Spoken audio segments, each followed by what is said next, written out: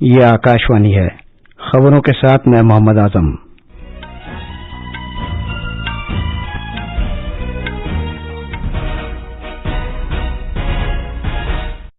پہلے اس وقت کی اہم خبریں۔ پارلیمنٹ کے دونوں ایوانوں کی کارروائی غیر معینہ عرصے کے لیے ملتوی کر دی گئی ہے۔ اجلاس کے دوران 129% کام کاج ہوا۔ وزیر داخلہ امت شاہ نے کہا قدرتی آفات کی صورت میں جوابی اقدام کی کامیاب عمل آوری وقت کا تقاضا ہے، جس کے لیے صلاحی سازی اور اداروں کے درمیان تال میل ضروری ہے۔ آج صحت کا عالمی دن منایا جا رہا ہے۔ آیوش کی وزارت دلی میں لال قلعے پر یوگ مہوتسو منا رہی ہے۔ تجارت اور صنعت کے وزیر پیوش گوئل نے کہا کہ بھارت آسٹریلیا اقتصادی تعاون اور تجارتی سمجھوتے سے باہمی تجارت کو اگلے 5 سال سے 6 سال کے عرصے میں دگنا کرنے میں مدد ملے گی۔ بھارت نے منظور شدہ قرضے کے تحت سری لنکا کو ایندھن سپلائی کیا ہے تاکہ وہاں بحران کی شدت میں کمی آ سکے۔ اور آج شام ممبئی میں IPL ٹورنامنٹ کے ایک میچ میں لکھنؤ سپر جائنٹس کا مقابلہ دہلی کیپٹل سے ہوگا۔ پارلیمنٹ کے دونوں ایوانوں کا اجلاس مقررہ مدت سے ایک دن پہلے غیر معینہ عرصے کے لیے ملتوی کر دیا گیا۔ بجٹ اجلاس کا دوسرا حصہ کل ختم ہونے والا تھا۔ لوک سبھا میں اسپیکر اوم برلا نے ایوان کو بتایا کہ اجلاس کے دوران کل 177 گھنٹے اور 50 منٹ کے لیے 27 نشستیں ہوئیں۔ اپنے اختتامی کلمات میں اسپیکر نے بتایا کہ اس اجلاس کے دوران ایوان میں 129% کام کاج ہوا۔ ادھر راجیہ سبھا میں آج ایوان کا اجلاس جیسے ہی شروع ہوا، چیئرمین ایم وینکیا نائیڈو نے کہا کہ ایوان کا اجلاس غیر معینہ عرصے کے لیے ملتوی کیا جائے گا اور وہ اختتامی کلمات پیش کرنے والے ہیں۔ اس دوران شیو سینا کے ارکان نے مبینہ طور پر INS وکرانت فنڈ میں گھپلے کا مال اٹھانے کی کوشش کی اور ایوان کے وسط میں اکٹھا ہو گئے۔ جناب نائیڈو نے ارکان کی اس کارروائی کو ایوان کے ضابطوں اور وقار کے خلاف قرار دیا۔ بعد میں انہوں نے ایوان کی کارروائی اختتامی کلمات پیش کیے بغیر غیر معینہ عرصے کے لیے ملتوی کر دی۔ وزیر اعظم نریندر مودی نے کہا گزشتہ کچھ روز کے دوران پارلیمنٹ میں یوکرین کی صورتحال اور آپریشن گنگا کے ذریعے اپنے شہریوں کو واپس لانے کی بھارت کی کوششوں پر ایک صحت مند بحث ہوئی۔ ایک ٹویٹ میں جناب مودی نے کہا کہ وہ ان سبھی ارکان پارلیمنٹ کے شکر گزار ہیں جنہوں نے اپنے خیالات کے ساتھ اس بحث میں حصہ لیا۔ انہوں نے کہا کہ جب خارجہ پالیسی کا معاملہ سامنے آتا ہے تو بامعنی بحث اور تعمیری نقطۂ نظر یہ ظاہر کرتے ہیں کہ ہمارے خیالات ایک جیسے ہیں۔ جناب مودی نے کہا کہ ہمارا اجتماعی طور پر فرض ہے کہ ہم وطنوں کے تحفظ اور ان کی خیر و عافیت کا خیال رکھا جائے اور بھارت سرکار اس بات کو یقینی بنانے کی کوئی کسر باقی نہیں رکھے گی کہ ہمارے لوگ کسی بھی خراب صورتحال میں کسی بھی طرح کی پریشانی کا سامنا نہ کریں۔ فوجداری طریقہ کار شناختی بل سن 2022 کو راجیہ سبھا کی منظوری ملنے کے بعد پارلیمنٹ نے کل اس بل کو پاس کر دیا۔ ایوان نے بل کو ایک چیزہ کمیٹی کے حوالے کرنے کے لیے اپوزیشن کی جانب سے پیش کردہ ترامیم کو بھی مسترد کر دیا۔ ترامیم کے حق میں 59 ممبروں نے ووٹ دیا جبکہ اس کے خلاف 97 ممبروں نے ووٹ دیے۔ اس بل میں اس بات کی گنجائش ہے کہ فوجداری معاملوں میں قصوروار اور دیگر افراد کی شناخت اور تفتیش کے علاوہ ان کے ریکارڈ محفوظ کیے جائیں۔ راجیہ سبھا فوجداری طریقہ کار شناختی بل سن 2022 پر بحث کا جواب دیتے ہوئے مرکزی وزیر امت شاہ نے کہا کہ اس بل کو لانے کا واحد مقصد سزا کی شرحوں میں اضافہ کرنا، جرائم کو کم کرنا ہے۔ وزیر خارجہ ایس جے شنکر نے کل کہا کہ بھارت ان طلباء کے میڈیکل کورسز کی تکمیل کے لیے کچھ ملکوں کے ساتھ رابطے میں ہے جو بحران شروع ہونے سے پہلے یوکرین میں تعلیم حاصل کر رہے تھے۔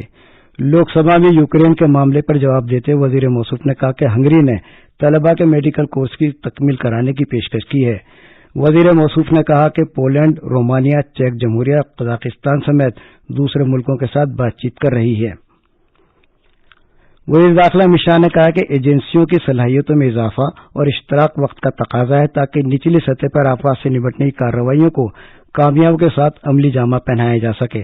نئی دلی کے وگیان بھون میں آفات سے نمٹنے کے لیے صلاحیتوں میں اضافے کیے جانے سے متعلق سالانہ کانفرنس سے خطاب کرتے ہوئے جناب شاہ نے کہا کہ آفات سے نمٹنے کا کام صرف ٹیکنالوجی وسائل کی مدد سے مکمل نہیں کیا جا سکتا بلکہ اس کے لیے اس کام میں مصروف لوگوں اور ایجنسیوں کی صلاحیتوں میں پیشہ ورانہ انداز میں اضافہ کیے جانے کی ضرورت ہے۔ وزیر داخلہ نے کہا کہ ٹیکنالوجی کی مدد سے آفات سے متعلق اطلاعات لوگوں تک واقعات کو رونما ہونے سے پہلے پہنچ رہی ہیں۔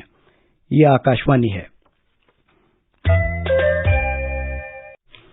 آج صحت کا عالمی دن منایا جا رہا ہے۔ یہ دن ہر سال منایا جاتا ہے۔ ہر سال اس دن پوری دنیا میں لوگوں کو درپیش صحت سے متعلق تشویش کے خصوصی موضوع کی جانب توجہ مبذول کرائی جاتی ہے۔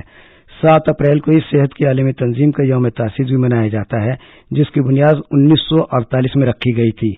اس سال صحت کے عالمی دن کا موضوع ہے ہمارا کرۂ ارض ہماری صحت۔ WHO بنی نوع انسان اور کرۂ ارض کو صحت مند بنائے رکھنے کے لیے فوری کارروائیوں پر دنیا کی توجہ مرکوز کرے گی، نیز خیر و عافیت پر مرکوز سوسائٹیوں کے قیام کے لیے تحریک کو فروغ دے گی۔ وزیر اعظم نریندر مودی نے صحت کے عالمی دن کے موقع پر مبارکباد دی ہے۔ ایک ٹویٹ میں جناب مودی نے اس خواہش کا اظہار کیا کہ ہر ایک کے لیے اچھی صحت اور تندرستی میسر ہو۔ انہوں نے کہا کہ آج صحت کے شعبے کے ساتھ جڑے سبھی لوگوں کے تئیں تشکر کے اظہار کا بھی دن ہے، کیونکہ یہ ان کی سخت محنت کا نتیجہ ہے کہ آج ہمارا کرۂ ارض محفوظ ہے۔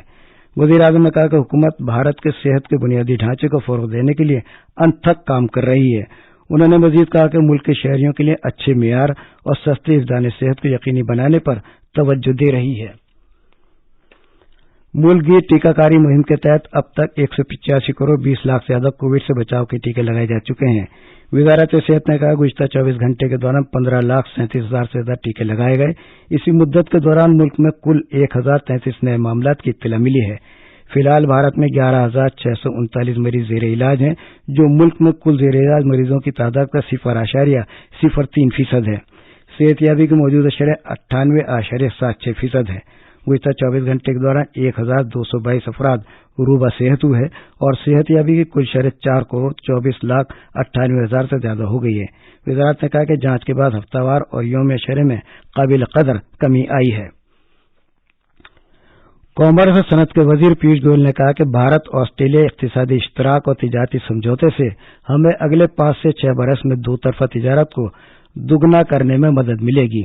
آسٹریلیا کی بزنس کونسل کی جانب سے منعقدہ ایک تقریب میں اظہار خیال کرتے ہوئے جناب گوئل نے کہا کہ ملک کو 2030 تک $100 ارب کی دو طرفہ تجارت کے نشانے کو حاصل کرنے کی کوشش کرنی چاہیے۔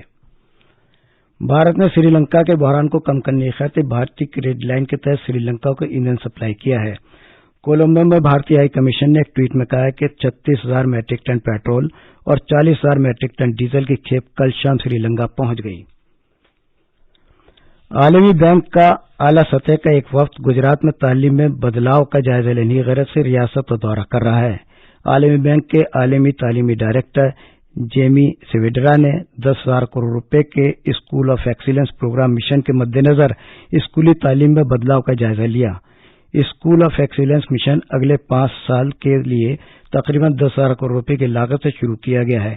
اس مشن کے تحت ریاست کے سبھی 35,133 سرکاری اسکولوں اور امداد یافتہ 5,847 اسکولوں کو فائدہ ہوگا۔ سرکاری ذرائع کے مطابق 20,000 اسکولوں کو عالمی سطح کے بنیادی ڈھانچے کی سہولتیں اور تعلیمی سہولتیں فراہم کی جائیں گی۔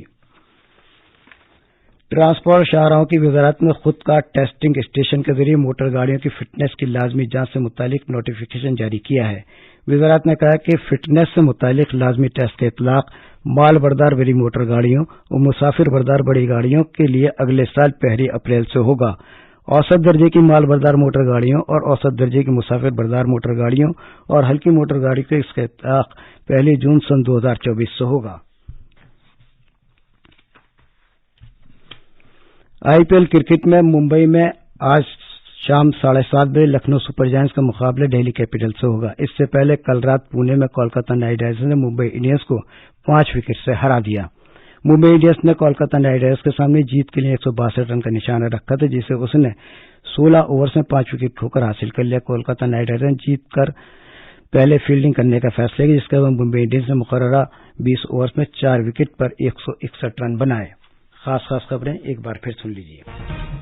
پارلیمنٹ کے دونوں ایوانوں کی کارروائی غیر معین عرصے کے لیے ملتوی کر دی گئی۔ اجلاس کے دوران 129% کام کاج ہوا۔ وزیر داخلہ امت شاہ نے کہا کہ قدرتی آفات کی صورت میں جوابی اقدامات کی کامیاب عمل آوری وقت کا تقاضا ہے، جس کے لیے صلاحیت سازی اداروں کے درمیان تال میل ضروری ہے۔ آج صحت کا عالمی دن منایا جا رہا ہے۔ آیوش کی وزارت دلی میں لال قلعے پر یوگ مہوتسو منا رہی ہے۔ تجارت اور صنعت کے وزیر پیوش گوئل نے کہا کہ بھارت آسٹریلیا اقتصادی تعاون تجارتی سمجھوتے سے باہمی تجارت کو اگلے 5 سے 6 سال کے عرصے میں دگنا کرنے میں مدد ملی ہے۔ خبریں ختم ہوئیں۔